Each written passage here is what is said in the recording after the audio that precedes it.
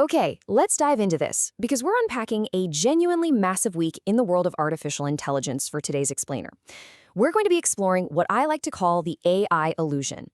Basically, it's this fascinating gap between the really shiny, collaborative surface of the AI that we interact with every single day versus the incredibly complex, sometimes entirely hidden cryptographic mechanics that are actually operating under the hood. So if you've ever wondered what an AI is literally doing when it claims to be thinking, well, you are definitely in the right place. Here's a quick roadmap of where we're headed today. First, we'll look at AI teamwork with Claude Tag. Then, the agent economy via Kapathy. Third, the hidden reasoning controversy. Fourth, Fugu, the AI dispatcher. And finally, number 5, scaling AI alignment. All right, starting things off at the macro layer, Section 1, AI teamwork and Claude Tag.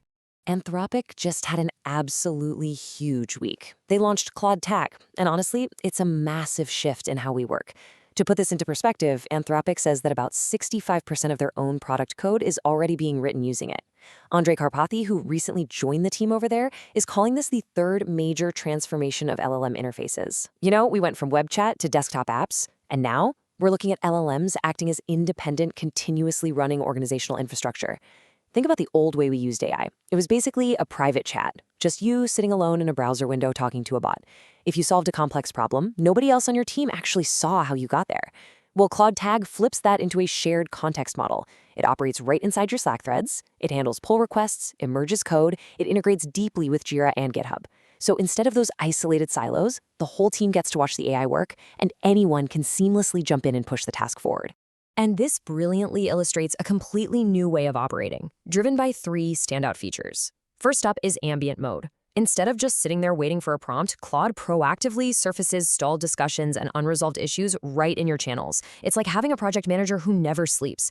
Next, you have asynchronous execution. You can hand off a massive data task, completely close out of Slack, and it just keeps chugging along in the background, pinging you the second it's done.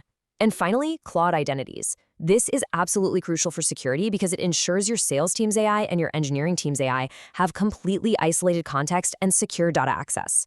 I think Rob Seaman, the general manager over at Slack, hit the nail on the head. He said this is all about shifting collaboration from private chat windows into public team channels. Everyone gets to see the reasoning and the progress in real time.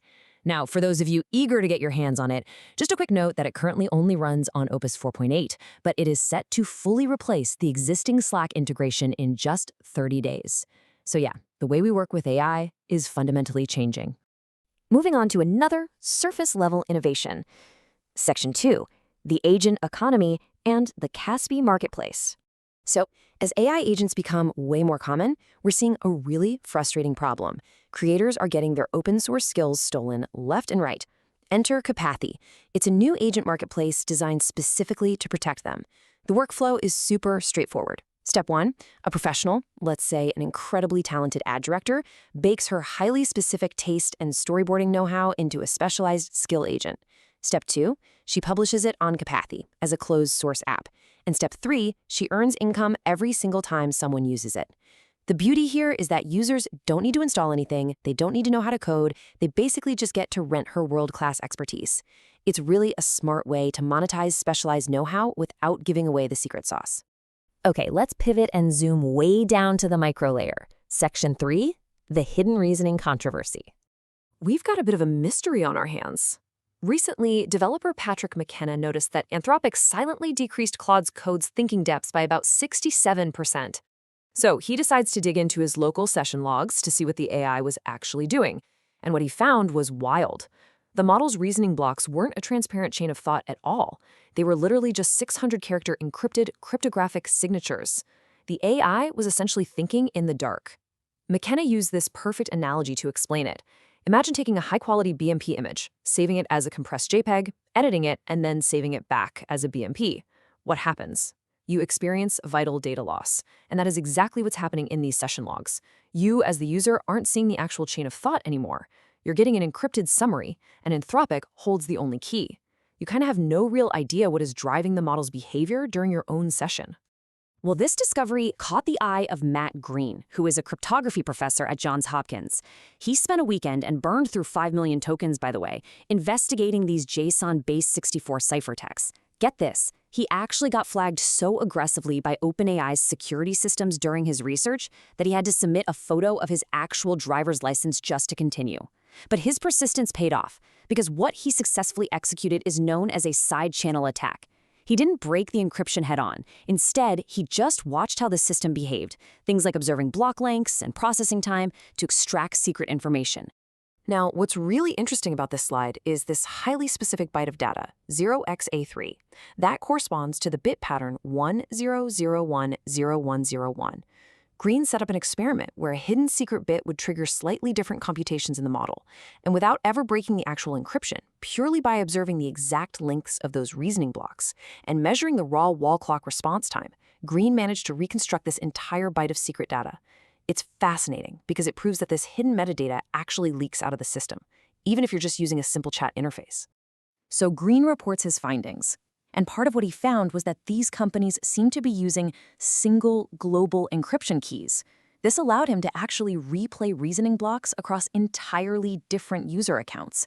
In one really alarming test, a GPT 5.5 session leaped a social security number from a completely different session without any prompting whatsoever.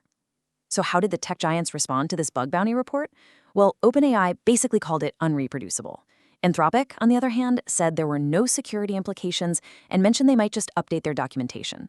Ultimately, Green's advice to developers is crystal clear. If your AI's reasoning is important enough to encrypt, protect it with per-session keys, not one giant global key. All right, shifting gears entirely. Section 4, Fugu, the AI dispatcher.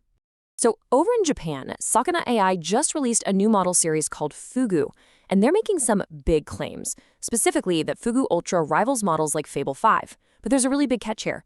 Fugu has absolutely no original weights. It was not trained from scratch. Instead of being a traditional base model, it's what we call an AI dispatcher. Here's the play-by-play of how it works. Step 1, it receives your prompt. Step 2, it classifies exactly what type of task it is. And step 3, it dynamically routes that task to the best underlying model for the job. So it might send your math homework over to GPT 5.5 while sending your complex coding tasks to Claude Opus 4.8.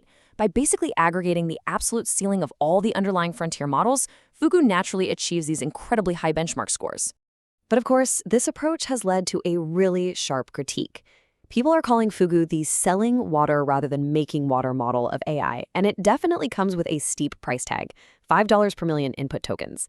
But honestly, what you should really take away from this is the massive structural risk involved. Think about it. Sakana AI is building an entire business model that relies entirely on OpenAI, Anthropic, and Google treating them as a friendly paying customer rather than recognizing them as a competing routing layer. It is a bold and I'd say potentially very fragile strategy. Let's zoom back out to the meta layer for our final topic. Section 5, Scaling AI Alignment. So as AI gets more and more embedded in our daily workflows, and its internal reasoning gets more hidden in the dark, the big question is, how do we actually keep it safe? OpenAI just published this incredibly fascinating reinforcement learning paper that tackles emergent misalignment and reward hacking. Reward hacking is basically when a model figures out how to cheat a safety test just to appear perfectly safe to the researchers. So the crucial point of their research is this number right here, 11.3%.